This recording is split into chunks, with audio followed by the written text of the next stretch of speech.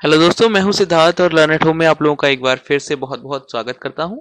अपने पिछले वीडियो में हमने बैच सिमुलेशन की एक्सरसाइज थर्ड को कंप्लीट किया था और वहां तक हम काफ़ी कुछ सीख चुके थे। हम अपना मिक्सर को कंट्रोल करना सीख चुके थे, अपने पंप्स को रन करना सीख चुके थे, हीटिंग को ऑन करना सीख चुके थे।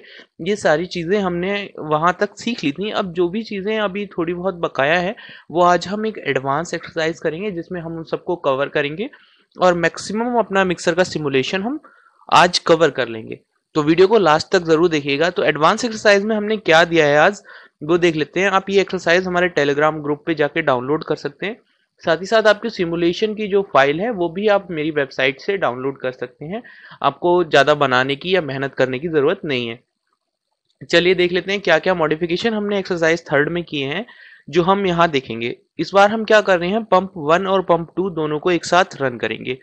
और ये जो पंप वन कितनी देर चलेगा, पंप टू कितनी देर चलेगा, ये हमारे काउंटर्स डिसाइड करेंगे और उन काउंटर्स की प्रीसेट वैल्यू हम खुद देंगे यहाँ ऑपरेटर पैनल से। ठीक है, ऑपरेटर पैनल से हम काउंटर्स की प्रीसेट वैल्यू देंगे जिससे हम पंप वन और पंप टू को लिमिटेड टाइम के लिए चलाएंगे और उसमें टैंक हमारा फिल होना चाहिए।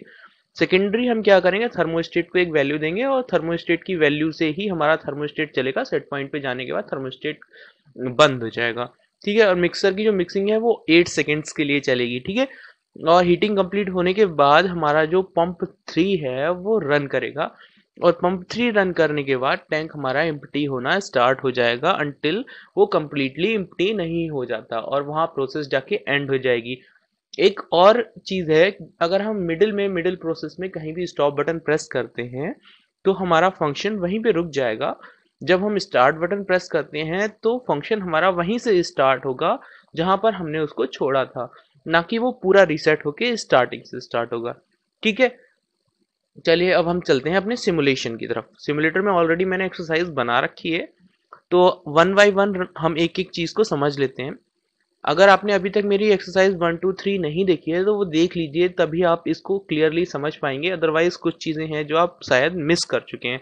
ठीक है, तो मैं उन चीज़ों को इसमें रिपीट नहीं करूँगा। आप वीडियो काफ़ी लेंदी हो जाएगा। आप वीडियो 1 2 3 को भी ज़रूर देखिए। लिंक मेरे डिस्क्रिप्शन में दे रखे हैं, अगर आप जाना चाहें तो प्लेलिस्ट का भी लिंक दे रखा है जिसमें आपको सारे लॉजिक थ्रू के वीडियो मिल जाएंगे। चलिए वापस आते हैं हम अपने वीडियो पर। हमारी पहली जो रंग है उसमें हमने क्या किया है, रन इनेबल की बिट को जनरेट किया है। रन इनेबल की बिट को जनरेट करने के लिए हमने क्या किया है, स्टार्ट पुश बटन प्रेस किया है और इंटरलॉक में हमारे स्टॉप का पुश बटन और रन डिसेबल है। अगर स्टॉप पुश बटन हम प्रेस करते हैं या रन डिसेबल की बिट जो है वो हमारी आती है, उस कंडीशन में हमारा रन इनेबल चला जाएगा। ठीक है, सेकंड रंग में जो है हमारा पंप वन का इंटरलॉक्स है और पंप वन की रन कमांड है।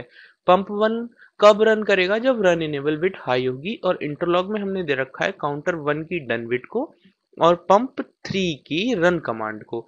अगर पंप थ्री रन करेगा या फिर काउंटर वन की डन बिट हाई होगी, उस कंडीशन में पंप वन आपका स्टॉप हो जाएगा। सेम रंग जो है वो हमने कॉपी की है पंप टू के लिए, बट इसमें हमने एड्रेसेस चेंज किए हैं। काउंटर टू की जो डन बिट है उससे ये पंप स्टॉप होगा और पंप थ्री की रन कमांड से ये पंप स्टॉप हो जाएगा। नेक्स्ट जो है, नेक्स्ट रंग में हमने क्या किया है, वैल्यू हम ट्रांसफर कर रहे हैं किसकी, जो हम इनपुट से काउंटर को वैल्यू देंगे वो। उसके लिए हमने एक एफआरडी ब्लॉक यूज किया है और सिलेक्शन ए पे अगर हमारा रहता है तो इनपुट आई कॉलन 1/9 जो है वो सेलेक्टेड रहेगा। उसके साथ अगर हम एंटर प्रेस करते हैं तो जो भी वैल्यू i3 में स्टोर रहेगी वो काउंटर वन के प्रीसेट पर चली जाएगी। सेम रंग हमने नेक्स्ट यूज की है वो अपने काउंटर टू के लिए, जो हमारे पंप टू की वैल्यू शो करेगा और सिलेक्शन बी पे रहेगा। तो हम एंटर प्रेस करते ही जो भी हमारी वैल्यू होगी वो काउंटर टू के प्रीसेट पर पहुंच जाएगी। नेक्स्ट जो हमने रंग है उसमें काउंटर अप यूज कर रखा है जो कि हमारा काउंटर वन है, जो पंप वन के लिए चलेगा। तो इसका जो इंक्रीमेंट है हमारे फ्लो मीटर वन से आएगा, जो कि फ्लो मीटर वन कब चलेगा, जब हमारा पंप वन रन करेगा। तो पंप वन की रन कमांड हाई होती है, फ्लो मीटर वन काउंटिंग शुरू कर देगा और काउंटर हमारा काउंटिंग शुरू करेगा, एक्यूमुलेटर की बिट बढ़ने लगेंगी। सेम रंग जो है नेक्स्ट हमारी पंप टू के लिए यूज की, हमने काउंटर टू के लिए यूज की है। उसमें फ्लोमीटर 2 की काउंटिंग स्टार्ट होते ही हमारे काउंटर 2 की काउंटिंग स्टार्ट हो जाएगी, और जब तक वो हमारी प्रीसेट वैल्यू तक नहीं पहुंच जाएगी। तो जो प्रीसेट वैल्यूज हैं ये हम कहाँ से देंगे, हम अपने ऑपरेटर पैनल से देंगे। यहाँ पर हम वैल्यूज को प्री डिफाइन करेंगे। मान लीजिए 100 हमने यहाँ 100 कर दिया, ए पे सिलेक्शन है। आप यही देखेंगे काउंटर 1 है, यहाँ अभी प्रीसेट में 200 दिखा रहा है। जैसे ही मैं एंटर प्रेस करता हूँ, यहाँ जो प्रीसेट की वैल्यू है ये 100 हो जाएगी। उसके लिए हमें जाना पड़ेगा रन मोड में। ओके, चलिए वो मैं आपको बाद में दिखाऊंगा। नेक्स्ट, अगली रंग में हमने डाउन टाइम काउंटर यूज किया है, जो काउंटिंग करेगा फ्लोमीटर 3 की, जो पंप 3 ऑन होने पे काउंटिंग करेगा। ठीक है, तो ये जो प्रीसेट वैल्यू हो रहेगी, वो प्रीसेट वैल्यू कहाँ से आती है वो हम नेक्स्ट रंग में समझेंगे। ये प्रीसेट वैल्यू को हमने क्या किया है, इस काउंटर की प्रीसेट वैल्यू और इस काउंटर की प्रीसेट वैल्यू को जोड़ा है, उनको एक डेस्टिनेशन दिए है हमने। ठीक है, उसको स्टोर किया है और फिर उसको निगेटिव कर दिया है हमने। निगेटिव करके एक नई लोकेशन पर स्टोर कर दिया है। किससे, पंप 3 की रन कमांड के साथ। पंप 3 जैसे ही रन होगा, हमारा ये वैल्यू जो है वो निगेटिव हो जाएगी और N7:1 पे स्टोर हो जाएगी। और N7:1 की जो वैल्यू है वो C5:2 पर के प्रीसेट में चली जाएगी। तो ये दोनों रंग जो हैं वो हमारी काउंटर 1 और काउंटर 2 की वैल्यूज को ऐड करके इसकी प्रीसेट पे निगेटिव करके ट्रांसफर करती हैं। जिससे क्या होता है, जितनी ही काउंटिंग में हमारे पंप 1 और पंप 2 चले हैं, उन दोनों ने जितना पानी भरा है या जितना केमिकल भरा है, पंप 3 उतना ही केमिकल टैंक से एम्प्टी करेगा, उतनी ही काउंटिंग पंप 3 में चलेगी। ठीक है, नेक्स्ट रंग को समझ लेते हैं। अगर कोई भी चीज आपको समझ में नहीं आती, आपको लगता है स्पीड ज्यादा है, तो आप पीछे जाकर दोबारा से रिपीट कर सकते हैं या फिर वीडियो की स्पीड को स्लो करके समझ सकते हैं। ठीक है, नेक्स्ट रंग में हमने क्या किया है, एक एडिशन ब्लॉक यूज किया है। ये क्या हो रहा है, पंप 3 जैसे ही रन करेगा तो जो आपके एक्यूमुलेटर पे वैल्यू आ रही होगी पंप 3 के काउंटर के, जो डाउन टाइप काउंटर है C5:2, उसके एक्यूमुलेटर की वैल्यू को वो ऐड करेगा N7:0 से। ठीक है, N7:0 पर हम जो वैल्यू थी, वो जो N7:0 पे कौन सी वैल्यू थी, जो काउंटर 1 और काउंटर 2 को ऐड करके हमें मिली थी। तो काउंटर 1 और काउंटर 2 की जो वैल्यू है उसको हम ऐड करेंगे काउंटर 3 के एक्यूमुलेटर वैल्यू से। चूंकि काउंटर 3 जो है वो हमारा डाउन टाइप काउंटर है और एक्यूमुलेटर में नेगेटिव वैल्यू रहेगी, क्योंकि प्रीसेट में नेगेटिव वैल्यू है। तो अगर हम ये ऐड करते हैं तो वो ऑटोमेटिकली सब्सट्रैक्ट होता रहेगा उस वैल्यू से, यानी जो काउंटिंग है वो हमारी डिक्रीज होती हुई नजर आएगी। ठीक है, और ये वैल्यू हम जो है डिस्प्ले पे ट्रांसफर कर देंगे N7:0 की। ठीक है, और वो यहाँ पर शो होगी।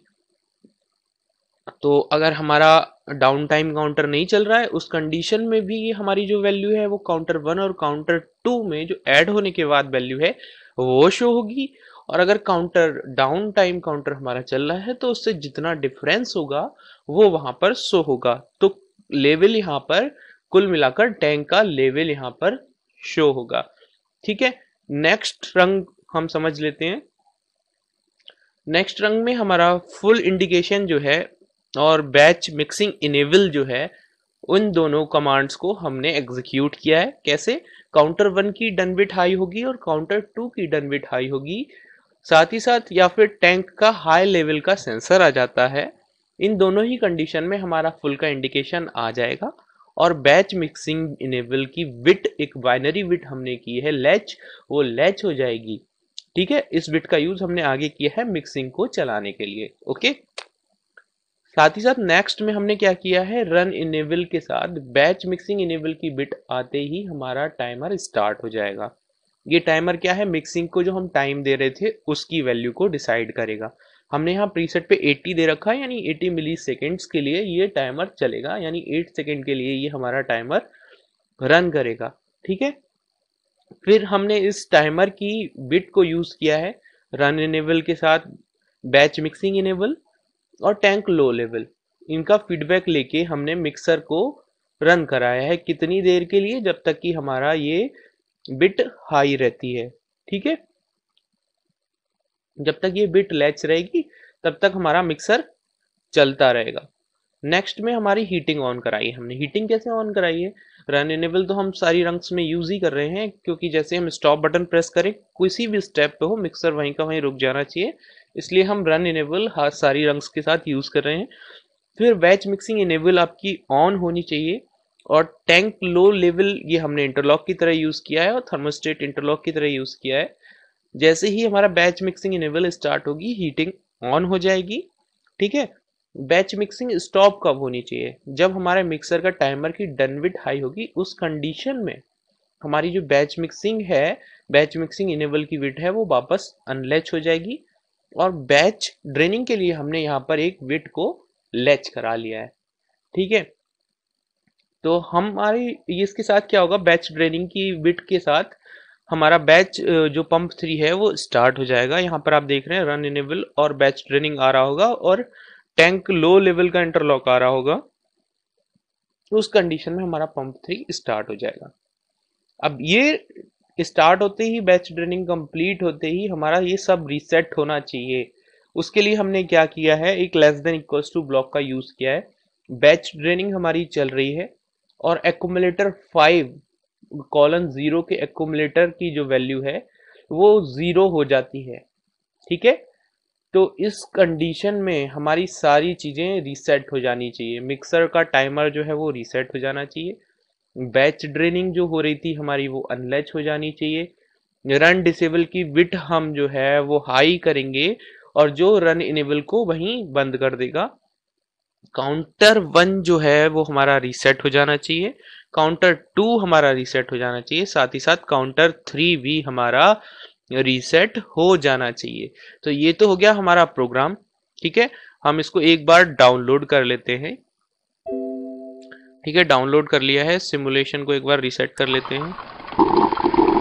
अब रन मोड में चलते हैं। अभी आप देखेंगे हमारी प्रोसेस में सबसे पहले हम देख लेते हैं काउंटर्स को, अपने काउंटर्स पे क्या प्रीसेट वैल्यू दिखा रहा है। ठीक है, थोड़ा नीचे आते हैं, यहाँ 200 दिखा रहा है, यहाँ 106 दिखा रहा है। ये प्रीसेट वैल्यू हमें खुद सेट करनी है। तो ठीक है, हम काउंटर 1 को वैल्यू दे देते हैं 100। यहाँ देख रहे हैं आप 100 किया, सिलेक्शन 1 पे मैंने रखा ए पे, और जैसे ही मैं एंटर प्रेस करता हूँ यहाँ देखिए प्रीसेट वैल्यू 100 हो गई है। ठीक है, अब मैं इसको चेंज कर देता हूँ, सिलेक्शन को बी पे, सिलेक्शन आ गया है। सिलेक्शन बी पे आने के बाद मैं इसको वैल्यू दे देता हूँ 206 वैल्यू दे दे ही जैसे ही मैं एंटर प्रेस करूंगा, कहाँ ट्रांसफर हो गई, ये काउंटर 2 के प्रीसेट पे। अब आप यहाँ देख सकते हैं काउंटर 1 का प्रीसेट 100 हो गया, काउंटर 2 का प्रीसेट 206 हो गया। ठीक है, साथ ही साथ आप देखेंगे यहाँ जो एडिशन ब्लॉक है हमारा, एडिशन ब्लॉक की वैल्यू जो यहाँ आ रही थी वो ऐड होके हमारी इसमें स्टोर हो गई -306। ठीक है, तो हमारा जो ऐड हो गया उसको निगेटिव हमने किया और उसको ट्रांसफर कर दिया हमारे काउंटर 3 की प्रीसेट वैल्यू पे। ठीक है, अब हम क्या करते हैं, स्टार्ट बटन प्रेस करते हैं। स्पीड को थोड़ा कम कर लेते हैं, अच्छे से समझ पाएंगे हम।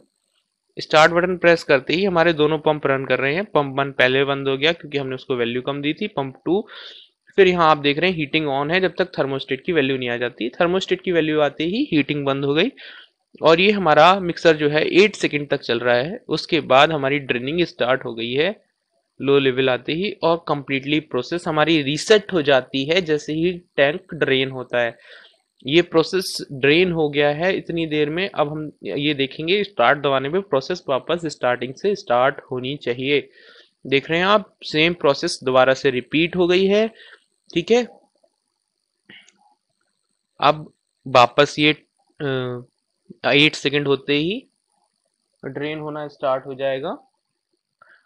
तो ये था हमारा बैच सिमुलेशन की एडवांस एक्सरसाइज। हमारे साथ बने रहिए, ऐसे ही अपना प्यार हमें देते रहिए। लाइक करना और सब्सक्राइब करना मत भूलिएगा। Thank you so much. अगर आप इंग्लिश वीडियो चाहते हैं तो नीचे इंग्लिश वीडियो का भी लिंक दिया गया है।